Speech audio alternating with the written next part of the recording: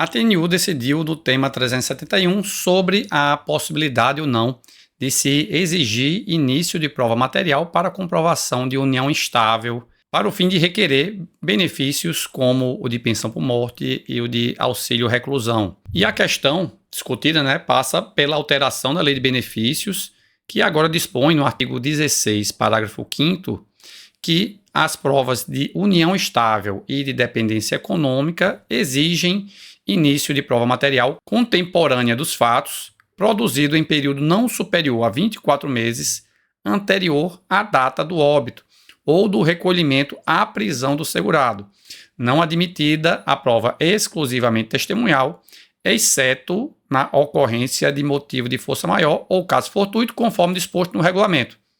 Ou seja, isso significa então que se uma pessoa está pedindo uma pensão por morte e não era casada com o instituidor do benefício, então se é uma mulher, por exemplo, que vivia em união estável, faleceu o companheiro, ela vai requerer o benefício, ela tem que ter provas contemporâneas aos fatos, ou seja, provas documentais que foram criadas no período dos últimos 2 anos de união, contados do fato gerador do benefício. Então, se é a morte, no caso a pensão por morte, aí tem que ter o quê? Fotos, documentos emitidos, conta de energia ou de água, ou seja, provas documentais que comprovem que ela estava com ele nos últimos 2 anos.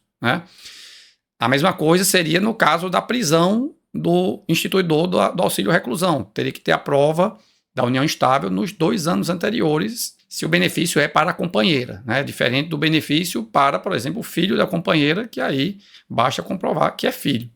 Então, é exigida essa contemporaneidade da prova, que ela tenha sido criada nos 24 meses anteriores à data do óbito ou do recolhimento da prisão, salvo motivo de força maior, que pode ser, por exemplo, uma inundação, uma casa que pegou fogo e levou todas as fotos da pessoa, por exemplo. E essa alteração aqui foi empreendida pela medida provisória 871 de 2019, que foi convertida na Lei 13.846 do mesmo ano, certo? E o STF já se posicionou sobre o assunto, declarando a constitucionalidade dessa alteração normativa. Isso foi decidido na ADI 6096. Nessa ADI, o STF ainda declarou a inconstitucionalidade da alteração do artigo 103 da Lei de Benefícios. Eu já tratei sobre isso aqui no vídeo que eu falei sobre a decadência para pedidos de revisão no direito previdenciário.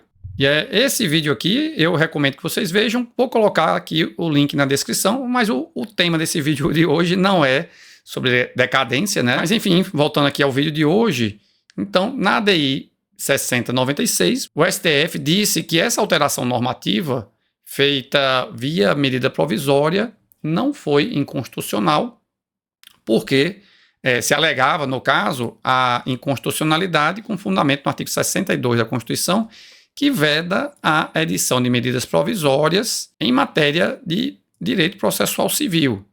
E aí foi argumentado que aqui trata sobre produção probatória, pelo que, naturalmente, seria uma matéria de processo civil. No entanto, o STF não foi nessa linha, certo? O STF disse que essa aqui é uma matéria, na verdade, de direito material, ou seja, vem para regulamentar o próprio exercício do direito à percepção dos benefícios de pensão por morte e de auxílio reclusão, e tem, primeiramente, como destinatário não o juiz, mas os servidores do INSS, portanto, uma norma de direito administrativo e não processual civil. Por outro lado, a TNU foi enfrentar essa questão se, uma vez que o STF disse que essa aqui é uma norma de direito material e de direito previdenciário / administrativo, se o juiz se vincularia também a essa norma, e foi dito que sim, porque não faz sentido haver uma norma que é aplicada apenas na seara administrativa e não na seara judicial, e, portanto, deve haver uma uniformidade no tratamento da matéria nas duas esferas, para evitar o que o relator do julgado falou da situação do gato de Schrödinger, ou seja, uma situação ser ou não ser ao mesmo tempo. Ou seja, a norma ela tem que ser a mesma nas duas situações. E, por outro lado, se a Constituição e o Código de Processo Civil diz que são admitidos todos os meios de provas lícitos, por outro lado, o direito previdenciário pode impor requisitos formais à Constituição do direito. Então, na linha do que o STF já disse, isso aqui é uma norma de direito material e a constitucionalidade dela. Naquela oportunidade, o STF disse que as alterações foram formalmente constitucionais e, quanto à constitucionalidade material, apenas a alteração do artigo 103 da Lei de Benefícios que foi declarada a inconstitucionalidade. E, no caso, a TNU ainda fez uma comparação com o artigo 55, parágrafo 3º da Lei de Benefícios, que já exige também início de prova material para comprovação de tempo de serviço. Então, eu já tenho até vários vídeos aqui no canal sobre isso, eu acho que tem até uma playlist aqui sobre isso, sobre prova da qualidade de segurado, e de fato nem se discute mais se é possível ou não exigir início de prova material para a comprovação da qualidade de segurado, e inclusive início de prova material contemporâneo aos fatos, que é a mesma coisa que agora está sendo aplicado à comprovação da união estável, com a distinção que aqui tem essa exigência a mais de a prova ser dos últimos 2 anos, dos 2 anos anteriores ao fato gerador, né? Então, a TNU disse que portanto, uma norma de direito material, tem que ser observado na esfera administrativa, na esfera judicial, mas, por outro lado, como é uma alteração de norma de direito material, será aplicada apenas aos fatos geradores posteriores à medida provisória convertida em lei, né? Portanto, apenas para os fatos geradores, ou seja, mortes e recolhimentos à prisão, que aconteceram a partir de 18 de janeiro de 2019. Quanto aos fatos anteriores, aplica-se o chamado princípio do tempus regit actum, pelo que o benefício se rege pelas normas vigentes na data do seu fato gerador.